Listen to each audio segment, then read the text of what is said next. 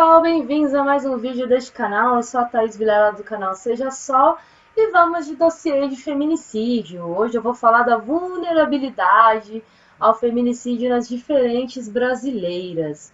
Antes de começar, deixa o joinha, ativa as notificações do sininho aqui embaixo e não esqueça de se inscrever e passar para o maior número possível de pessoas, tá bom? Obrigada. Então vamos lá. A gente tem um costume muito absurdo e é uma coisa nada mais do que comum da gente ver o nosso próprio umbigo e esquecer das múltiplas realidades. E muitas vezes a gente faz isso sem querer. A gente não faz por maldade. Eu não tô aqui para julgar ninguém, porque se eu nunca vi uma indígena na minha frente, se alguém não chegar e falar que tem indígena ali, tem gente tentando tomar as terras dos indígenas, que o indígena existe um preconceito com o indígena, você não vai se tocar que aquilo existe. É uma coisa nada mais que natural. E aí a questão da fome na África e assim por diante, a gente só vai saber se vier uma reportagem sobre o assunto ou alguém chamar a gente para essa realidade para falar sobre esse assunto, correto?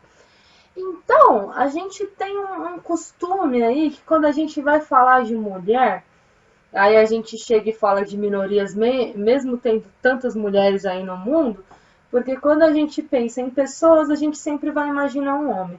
O homem tem todos os direitos do universo, e quando a gente fala de mulher, a gente acredita que a mulher tem que estar mais no lugar dela do que o cara, por exemplo. E aí a questão da mulher, da gente já achar que a mulher é um ser mais vulnerável do que o homem, tem todas as especificidades dessa mulher aí, né? Nas questões do local que elas vivem, acesso à informação e muitas coisas relacionadas aí. Então, às vezes, a gente acaba pecando por realmente não ter conhecimento. Conforme a região, essa mulher vai estar mais ou menos vulnerável. Eu moro numa região de cidade e eu lembro que uma vez eu fui dar aula num lugar lá na PQP, assim, no meio do nada.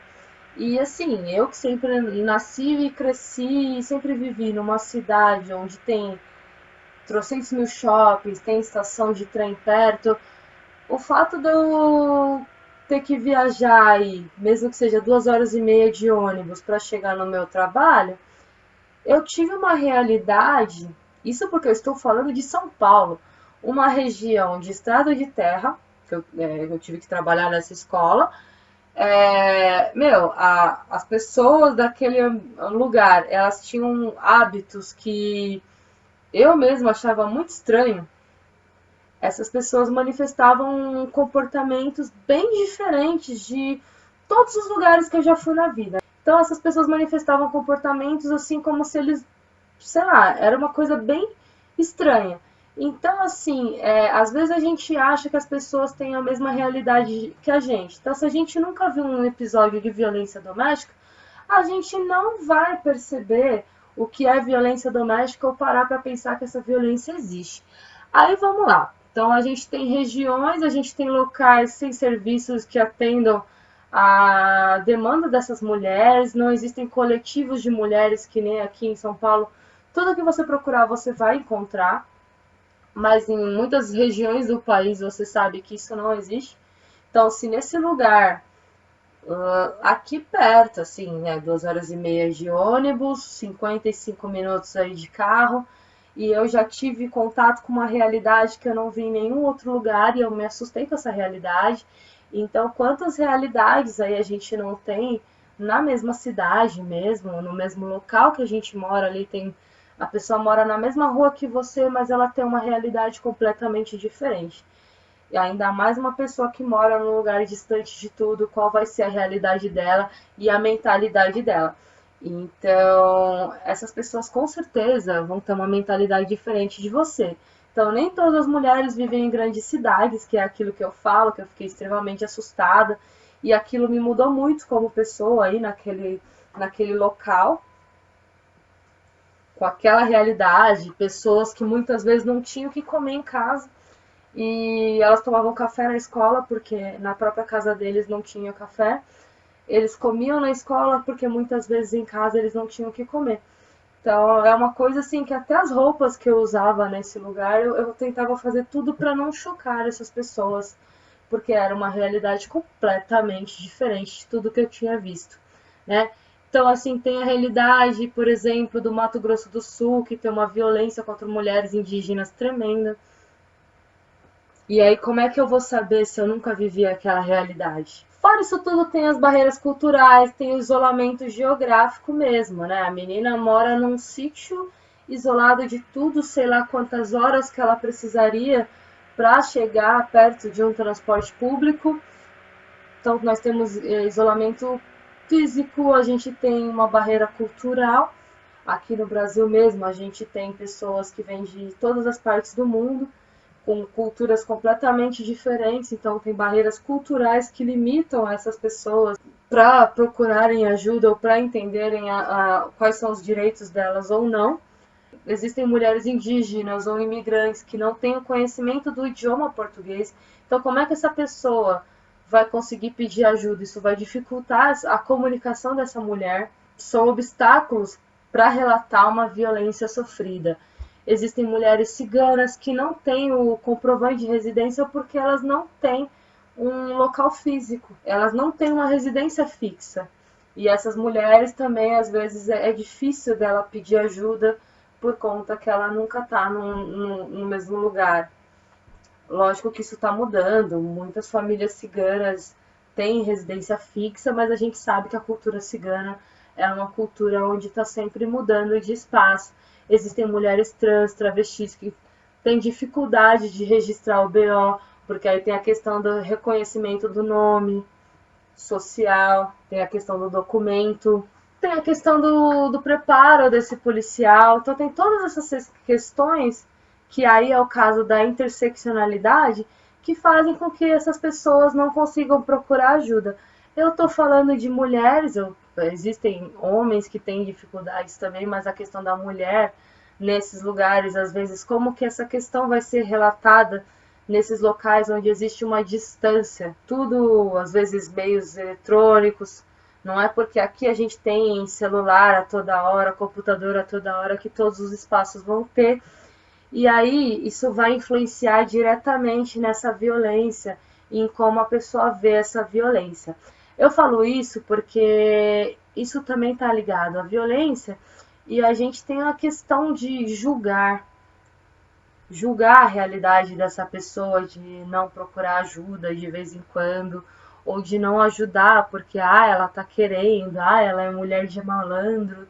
Então tem todas essas especificidades aí que a gente precisa pensar. Espero que vocês tenham gostado desse vídeo. Eu queria só chamar vocês, a atenção de vocês para essas novas realidades que a gente encontra por aí, porque são realidades que influenciam também na questão da violência. Se você está num lugar isolado, para onde você vai correr se você não sabe dirigir um carro? Como é que alguém vai saber que você está sofrendo violência se você não tem vizinhos do lado?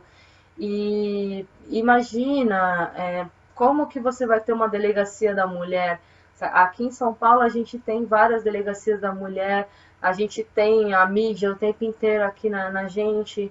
Então é uma diferença muito grande. A gente tem o costume de julgar muito a vítima, né? E às vezes, assim, eu percebo que a educação vai mudar a vítima e o agressor. Tanto a vítima vai saber onde ela tem que procurar para que ela não morra, mas o agressor também vai saber o espaço dele no mundo, de que eu não preciso agredir. Essa questão do feminismo, mais uma vez, o feminismo é para todos, então homens e mulheres. O homem também tem um papel fundamental nessa questão de parar e pensar que eles são iguais. A questão da violência contra o homem também tem a ver com o machismo, do homem não ser aceito, né? É como se fosse um motivo de chacota ele sofrer uma violência de uma mulher. E muitas vezes os próprios policiais rirem desse cara, que eu já vi acontecer, inclusive eu já vi policiais contando histórias de homens que foram na delegacia pedir socorro porque eles viram que estavam correndo risco de morte e os policiais rirem da cara do sujeito por causa disso. Então isso é uma questão de educação também. Então, quando a gente sabe o que é violência doméstica, que a violência doméstica é doméstica para...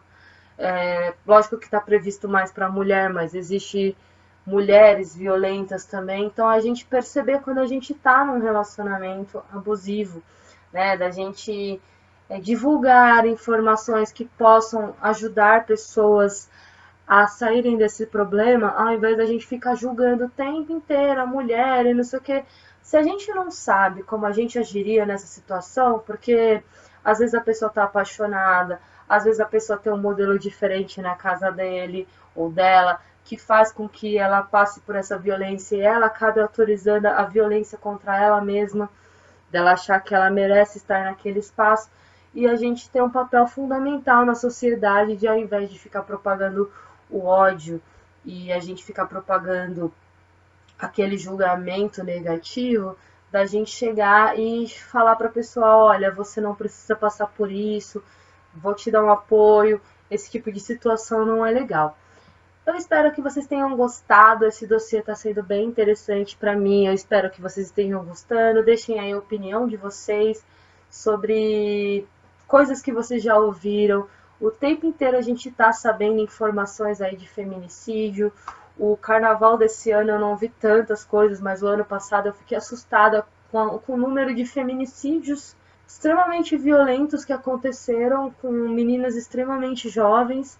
E qual que seria essa necessidade da gente fazer projetos, de trazer as pessoas, coletivos de homens, coletivos de mulheres, e trazer essa educação para as pessoas, tá bom? Todos nós temos um papel fundamental na sociedade para parar de difundir comportamentos de ódio, piadinhas relacionadas a gênero, que diminuam as pessoas, a gente repensar todas as nossas atitudes para poder combater essa violência. Não é a questão de ser chato, a gente pode continuar rindo, a gente pode continuar fazendo piada, mas do que a gente vai rir? A gente tem que pensar um pouquinho mais sobre isso. Tá bom? Até o próximo vídeo. Tchau, tchau, gente. Beijão.